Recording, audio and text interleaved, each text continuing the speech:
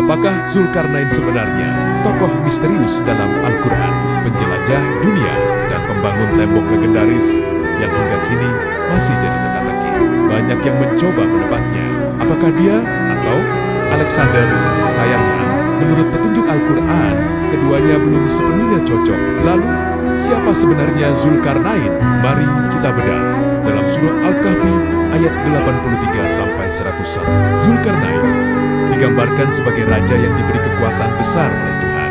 Ia menjelajah dari barat hingga timur, hingga akhirnya bertemu suatu kaum yang terancam oleh dua bangsa perusak, Yajuj dan Majuj. Zulkarnain membangun sebuah dinding raksasa dari besi dan logam cair, sebuah penghalang yang begitu kuat hingga tak bisa ditembus. Namun disinilah misterinya dimulai. Jika ia Sirus Ida pernah tercatat membangun tembok besar di wilayah utara seperti yang disebutkan, bahkan ia wafat dalam peperangan melawan suku nomaden di utara.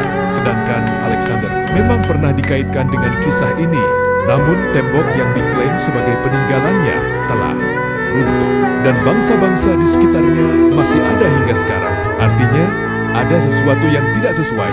Beberapa teori menyebut Zulkarnain mungkin hidup jauh lebih awal, antara 2000 hingga 1000 tahun sebelum Masehi, sezaman dengan masa Mesopotamia dan Babilonia, masa Nabi Ibrahim.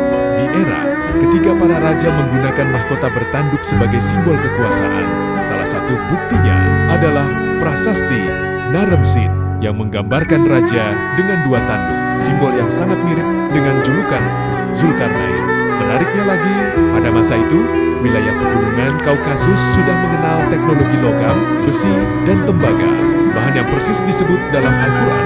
Apakah mungkin Zulkarnain menemukan sumber daya itu dan menggunakannya untuk membangun tembok yang begitu kuat hingga jejak Yajuj dan Majuj benar-benar hilang? Atau apakah kita masih belum menemukan petunjuk terbesarnya? Satu hal yang pasti, kisah Zulkarnain bukan sekadar sejarah. Ia adalah misteri yang masih menunggu untuk dipecahkan.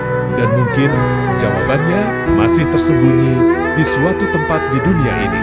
Mungkin kita tak akan pernah benar-benar tahu siapa Zulkarnain. Tapi setiap petunjuk yang kita temukan mendekatkan kita pada kebesaran Tuhan.